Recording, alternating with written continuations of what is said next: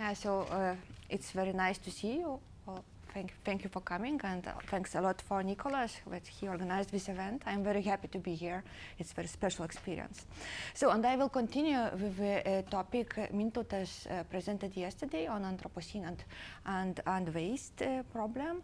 Just I will discuss it from the aesthetic perspective. In other words, I will try to reflect on the question how it is possible to ignore the traits of the Anthropocene and what the role of aesthetics is in this respect. And let me start with an example of a work art. It's Claude Monet's famous work, Impression Sunrise, painted in 1873. The painting depicts the reddish-orange morning sun rising from the sea into the sky in the port of Le Havre.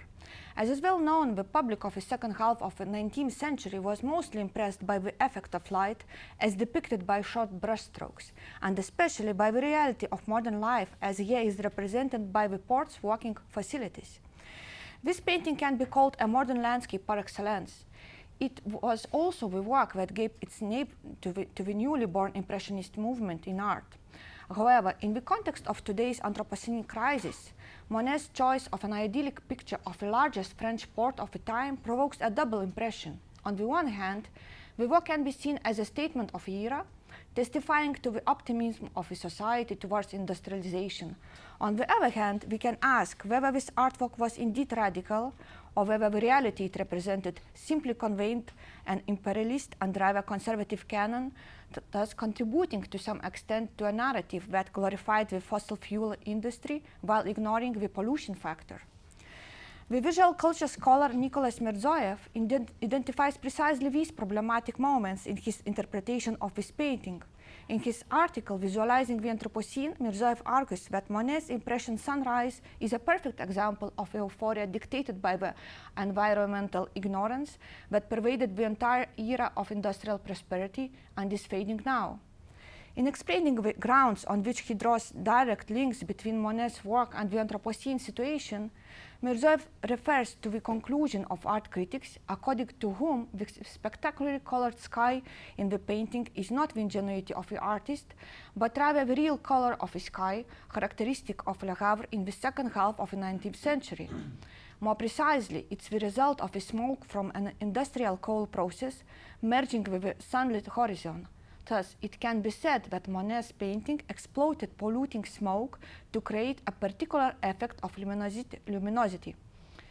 It's this latter aspect that Mirzoev is concerned about mostly.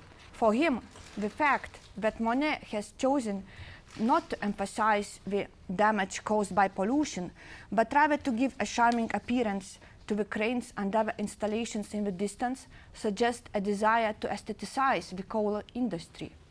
Thus, while the Anthropocene and the pollution crisis are usually associated with technological development and the exploitative economy, Mirzoev is convinced that the factor of visuality and the specific aesthetic approach it entails also play an important role in this process.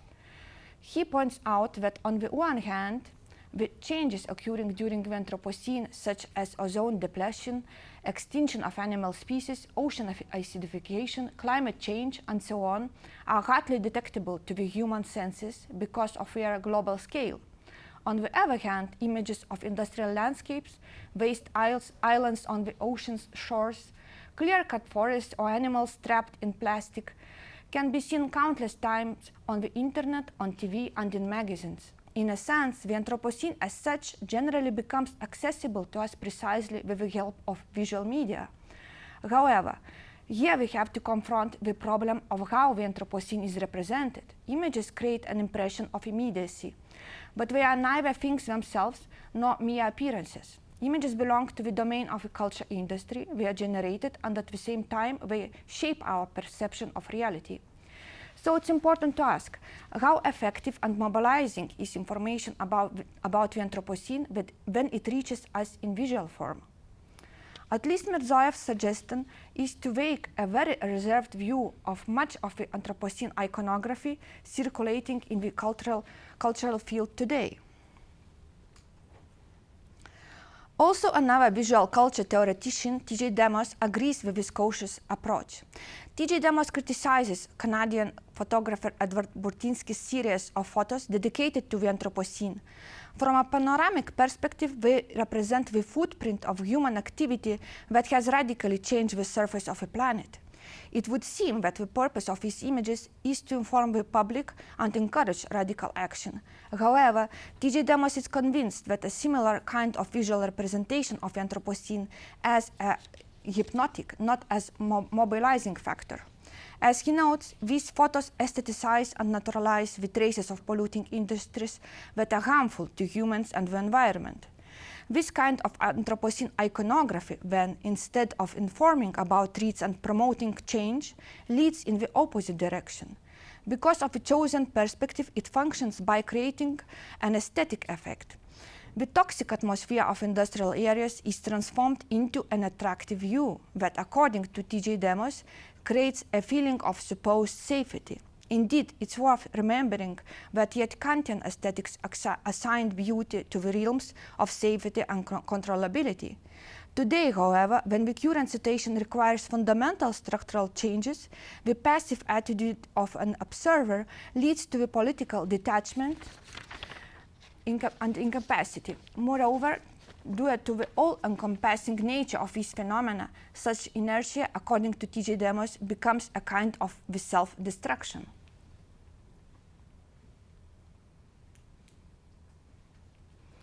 Thus, T.J. Demos and Mirzoev introduce the term of Anthropocene aesthetics and define by it the widespread tendency to represent the Anthropocene mainly through panoramic images, where the destroyed landscapes seen from above acquire an abstract aesthetism and beauty. As these authors assert, the Anthropocene aesthetics operate in a dialectical manner. Panoramic images offer us the possibility of grasping the global scale of the crisis, but on the other hand, the very choice of a perspective from above implies a message about the particular resources needed to manage the situation. At the end, such a strategy for communicating the Anthropocene creates a contradictory rhetoric of retreat and powerlessness, suspending the ethical political gesture of the observer and instead encouraging the transfer of responsibility to a supposed authority, governments, global business corporations, or the experts of narrow scientific field. According to this critique, this kind of iconography is not oriented towards overcoming the crisis, but towards maintaining the current status quo. And that should be seen as part of a larger systemic problem related to the approach of representational strategies themselves, which are still guided by the principles established by the discourse of enlightenment, where nature was understood in the sense of its governance and control. It's easy to see that both Mirzoev's and T.J. Demos' critique of the Anthropocene aesthetics has a very clear social basis and is oriented towards political mobilization. However, here I would like to focus on this issue from a slightly different angle by following the idea expressed by these authors that it is precisely the specific approach of aesthetics that allows us to visualize reality in such a way that it is as if the pollution and other consequences of the Anthropocene were not existent in our environments. Thus, the Anthropocene aesthetics contributes to our neglect of these phenomena. But how can that happen? How is it possible today to remain in a comfortable state of anesthesia, ignoring the life-threatening situation? Obviously, such negligence requires seeing the environment with a special gaze. In search of an analogy, it's very appropriate to paraphrase Tommaso Marinetti, quoted by Walter Benjamin in the famous text on the mechanical reproduction of art. Marinetti defined a war and injured bodies as beautiful and aesthetic. And indeed, from a panoramic perspective, such as that offered by Monet's painting or Burtynsky's photos, the pollution is not even visible and the garbage-loaded landfills can appear aesthetic. So, in discussing these topics, I think it's important to ask, how do we see the environment? Or even more specifically, how do we see the natural environment? For this purpose, I will try to take a step back from the Anthropocene and the issue of pollution to recall a term that is synonymous with the notion of natural environment and has not only geographical connotations but also aesthetic ones. I mean here the concept of landscape. In discussing how nature is represented in landscape painting and how this affects our perception of nature in general, I will focus on two aspects. Both of them can also be recognized in the aforementioned critique of Anthropocene aesthetics. The first aspect can be defined as the aestheticizing of reality, and the second as the dissociation of an individual from the environment. And it has to be stressed straight away that the term landscape is used in everyday speech in European languages such as English, but also in French or Italian, in at least two meanings: as an artistic representation of nature and as an aesthetically pleasing natural area, or nature as landscape. As historians generally agree, the beginning of the use of the term landscape, at least in Western culture, is primarily linked to the context of art. The neologism landscape can only be traced back to the Renaissance, when it was used to refer not to a real landscape, but to a genre of art and its product, a fragment of nature aesthetically represented on canvas. So here the question to start with is how to define the relationship between a landscape painting and nature's landscape. It could seem the answer is very simple.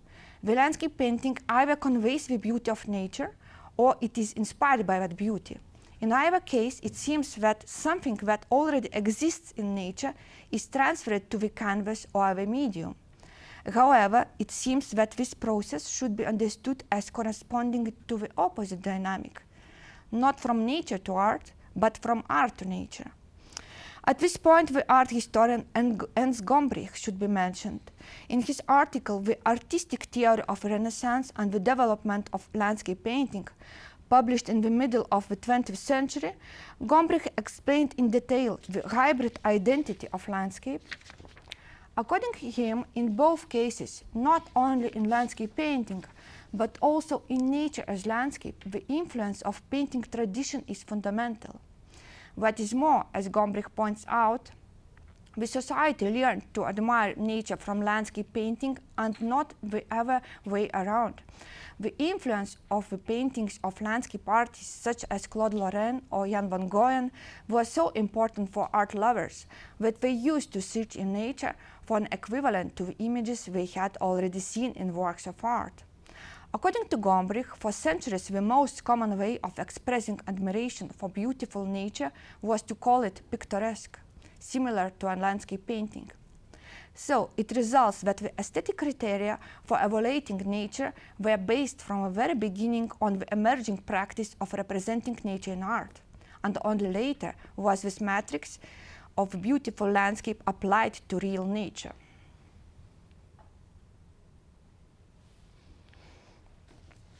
Given the trajectory outlined here and the impact that the landscape tradition has had on our view of the natural environment in general, it's clear that it becomes very difficult to disentangle the registers of nature as image, landscape painting, and nature as view, nature as landscape. In my opinion, the overlapping of these two levels has been captured quite well by the rhetorical question posed by the visual culture analyst Thomas William Mitchell. Doesn't the landscape perspective itself reduce a place to an image, a representation? End of quote. In order to reflect in more detail on hybrid identity of a landscape, it can be seen that the dynamics of the application of aesthetic principles from artistic representation to a specific area does not take place only by means of instrumental transfer when the optics of aesthetics is incorporated into the strategies of environmental formation. In this process, the modification seems to be integrated at a much more fundamental level of perception of reality, when our relationship to a place is somehow reformatted into a purely visual regime of abstraction. As the same Mitchell say, I quote, "The concept of landscape that dominates the discourse of Western art history is one that is resolutely focused on visual and pictorial representation. The scenic, picturesque, and superficial face presented by natural terrain. Landscape is something to be seen, not touched. it's an abstraction from place and reification of space, a reduction of it to what can be seen from a distant point of view. A prospect that dominates, frames and codifies the landscape in terms of a set of fairly predictable conventions, poetic, picturesque, sublime, pastoral, and so on. End of quote. Looking at this quote, we can see how imperceptibly, as if speaking of phenomena belonging to the same anti-category, Mitchell moves from landscape as genre of art to landscape as fragment of nature, showing that the boundary between these modes is not fixed and immovable, and at the same time keeping these two overlapping perspectives active. In addition, it should be noted that the critical approach expressed in Mitchell's definition of landscape correlates with the aforementioned criticism by T.J. Demos and Mirzoev of a representation of Anthropocene through panoramic images. In both cases, the panoramic perspective is criticized as a certain mechanism of deontologization and reduction of reality. As we know, the very etymology of the word panorama implies a claim to a total view. However, even from the panoramic point, which is in an extremely favorable position, the view that opens up cannot be considered a view of a whole, because it is necessarily limited by the subjective or technological restrictions of vision. And this limitation prevents the infinite extension of a seeing. At this point, it's possible to say that the panoramic approach works as a kind of framing.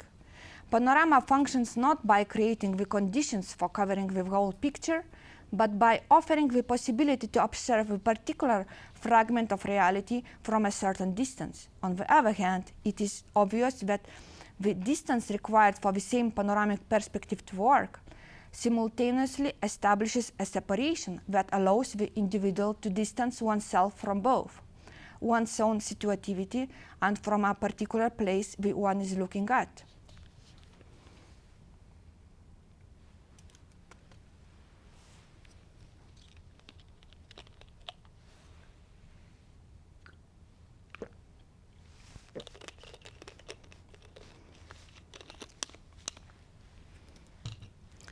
The latter aspect is discussed from an interesting theoretical angle by the French anthropologist Philippe Descola in his monograph Beyond Nature and Culture. In the chapter, The Autonomy of a Landscape, Descola examines how the linear perspective established in the Renaissance pictorial tradition has influenced the formation of modern epistemology in Western culture. To analyze this impact, he uses the example of a small former drawing mountainous landscape with an artist, created in 1606 by the Flemish artist Roland Savary. According to Descola, this drawing serves as a good iconographic model to illustrate how the reception of reality works from the perspective of modern consciousness. As he points out, Savary's work was innovative for that time for at least two reasons. Because Savary depicted a mountain valley in the Alps with a scrupulously realistic likeness, and because in his work, in the lower left corner, the artist depicted a tiny figure, barely visible in the overall landscape, himself sketching the majestic panorama that opens up. Here.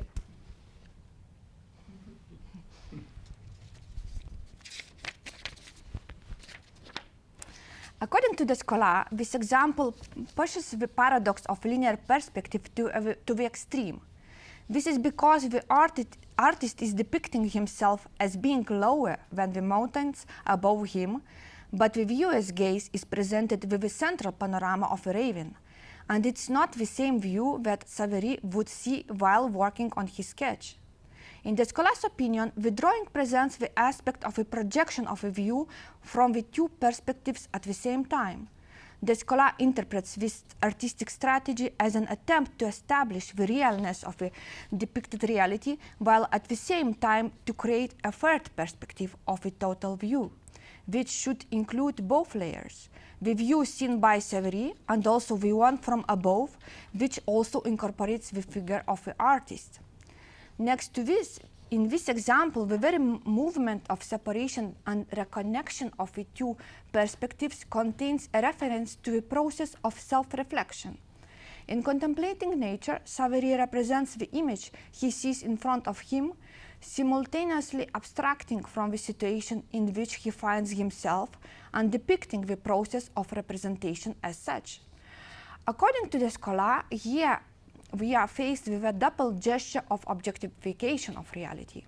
Nature is reduced to a landscape, and at the same time, by distancing oneself from the site, the very process of objectification of nature is objectified. As argues the scholar, precisely in this way, that is by establishing a new dimension of exteriority into which the subjective vision is projected, modern consciousness abstracts itself from the environment, in the second step accepting this projection as a modality of a general, supposedly authentic reality. Thus, on the basis of this example, it can be said that the objectification of a subjective dimension, which the scholar attributes here to the regime of modern consciousness, operates according to a kind of principle of anesthesia, of sensitivity, when the distance, the gap between the individual and the environment in which the one finds herself or himself is established.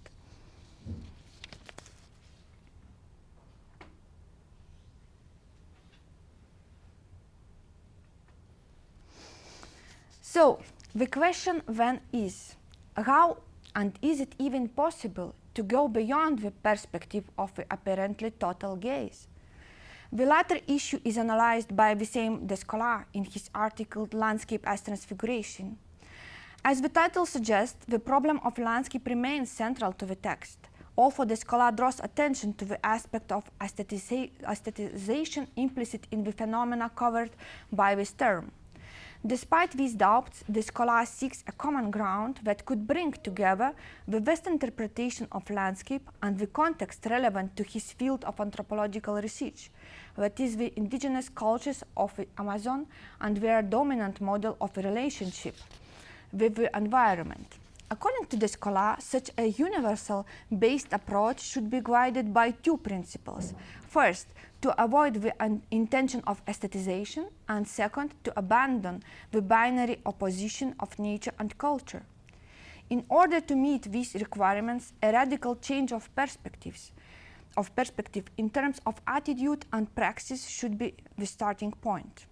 The emphasis should be shifted from the focus on the supposedly objective characteristics of the landscape to what the scholar calls transfiguration, explaining that this term defines the process by which a specific territory is transformed to acquire the sign of symbolic representation. The scholar explains the concept of transfiguration by analyzing how Amazonian communities understand the relationship between the anthropic nature and the wild nature, more precisely between garden and forest. According to him, this approach should be seen as a process of the self-formation of a milieu, ensured by the cooperation between humans, deities, and elements of animate and inanimate nature. Thus, the main factor in this process is no longer a human intention or even a recently created symbolic representative order, speaking of a case under consideration, a garden, but the fact that this order is balancing on the permanent border of disappearance, the crossing of which already implies the transition to another structure. The environment is treated here as a process characterized by temporal and situational perspectivism, like a whole series of metamorphoses generated by activating the overlaps and retreats of different layers and their intensity. This approach, as described by the scholar, maintains the element of human activity as an integral part of the ongoing process of transfiguration, yet it is no longer seen as the decisive force that consolidates the specifically defined landscape identity, but rather as one of the factors in a much broader process that continues simultaneously in different modalities. From this comes another important feature which can be characterized as a priority condition of a process itself. The transfiguration remains fundamentally resistant to any fixed definition, so that it becomes impossible to place it within an teleological framework. unless we consider the provisional goal of the so-called result, that the condition achieved here is never static, and it functions as an active network of connections in which the various biotic communities are related. And in the last section of my presentation, I would like to return to the topic of the Anthropocene and pollution, and to share some thoughts that are still work in progress and have to be elaborated more precisely. So it's clear that in the Anthropocene we live not only with other living beings and natural elements, but also with waste. Non-biodegradable waste and pollution particles are important agents in today's landscapes, and also contribute to the process of transfiguration, if we keep to the term proposed by the scholar.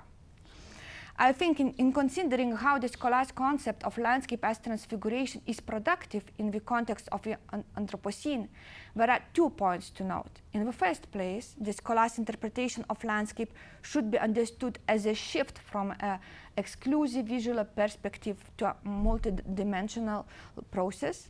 And this approach is particularly generative today because it allows us to discuss the concept of landscape not defining it in limited aesthetic categories, but in terms of performativity, which manifests itself as dismantling of conceptual distinctions and mechanisms that are no longer productive.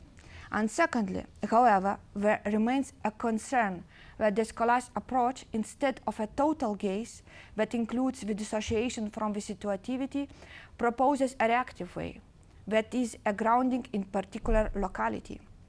The importance of territorial locality for Amazonian cultures is referred to in the scholar's own work and in the work of other scholars of the region, such as Eduardo Viveiros de Castro, for example. And in my opinion, this aspect of thinking in terms of territorial locality becomes quite complicated today if we are considering the pollution of non-biodegradable waste.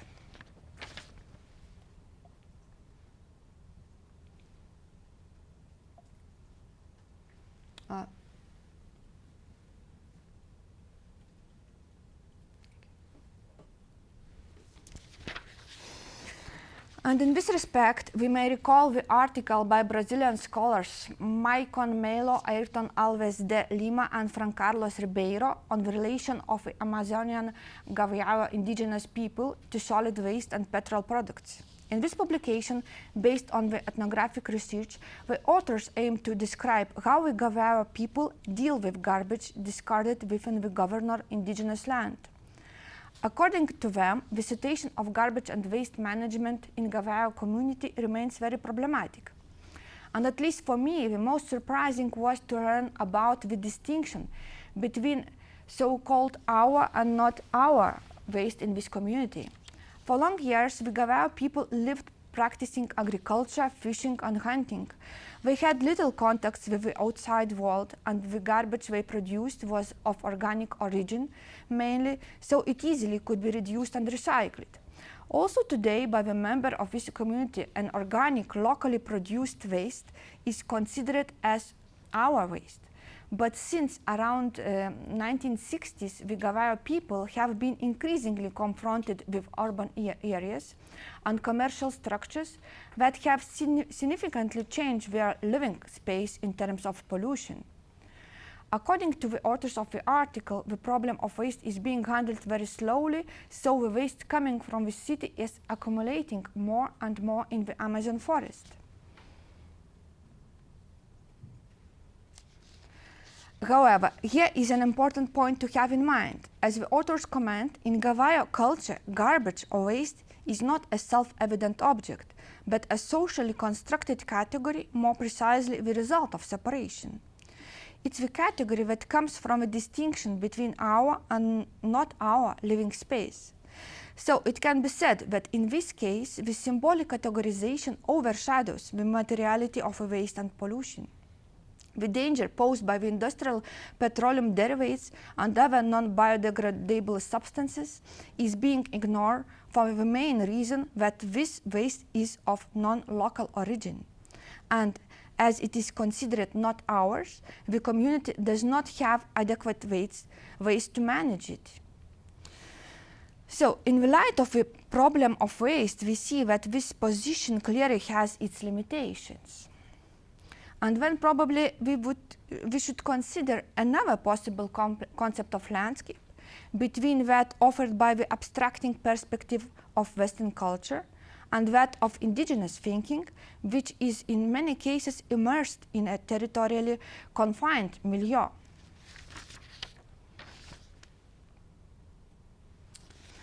And I would like to recall here Bruno Latour's proposal. In his book, Facing Gaia, at the end of the fourth lecture, Latour writes about a third alternative between a global and local images of Earth. Latour criticizes the image of Earth as globe, which has dominated scientific thought since Galileo, because this perspective always sees the Earth from a distance, as somewhere far away, rather than as a place we live in. On the other hand, Latour does not advocate a reactive stance, where the global dimension is contrasted with the local in a sense of a defined territory as the land. Thus, he proposes a third alternative between the Earth in sense of a globe and the Earth in a sense of the land as local area. It would be the Earth as Gaia. According to Latour, Gaia should be understood as a result of a multiplicity of life forms who in the whole history of billions of years have ended up producing the environment in which we live. And from Latour's point of view, the relationship with Gaia requires a radical rethinking of one's own actions and a restructuring of one's position in the overall network of relations. However, in order to discover this qualitatively new presence in the Anthropocene, we can no longer rely on established patterns of behavior.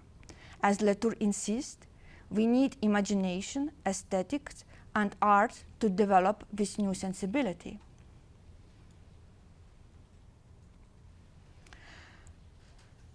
And in line with this idea of Latour's, I would like to conclude by briefly discussing an artistic project in which the Anthropocene landscape is represented in a particular way, reflecting on the problem of pollution and its neglect. I'm referring to the art project Inflammation by Lithuanian artist duo Paku Hardware. This project right now is exposed at the Lithuanian National Pavilion at the 60th Venice Biennale. Inspired by Rupa Maria and Rai Patel's book Inflamed, Deep Medicine and the Anatomy of Injustice, the artists draw a direct parallel between how vital processes inherent in our bodies coincide with what has been done to the planet. In both cases, the pollution and the quest for continuous progress exhaust and inflame the vital systems.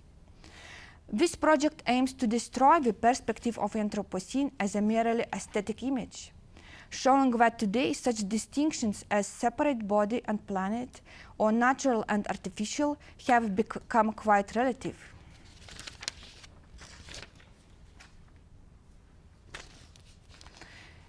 Upon entering St. Antoninus Church, where this installation is located, one might get the impression that the floor is covered with soil and the remains of wilted leaves.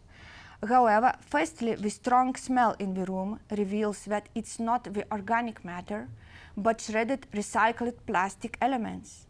Above these plastic dunes, a gallery of kinetic shapes resembling prosthetic organs and the outlines of nervous systems move along electrical pathways.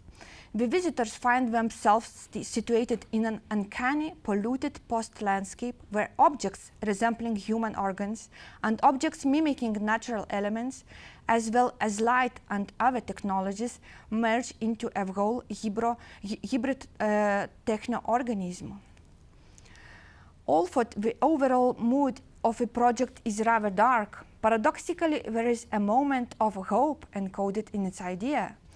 Medically speaking, inflammation is the way for the body to defend itself, eliminating pathogens and toxins.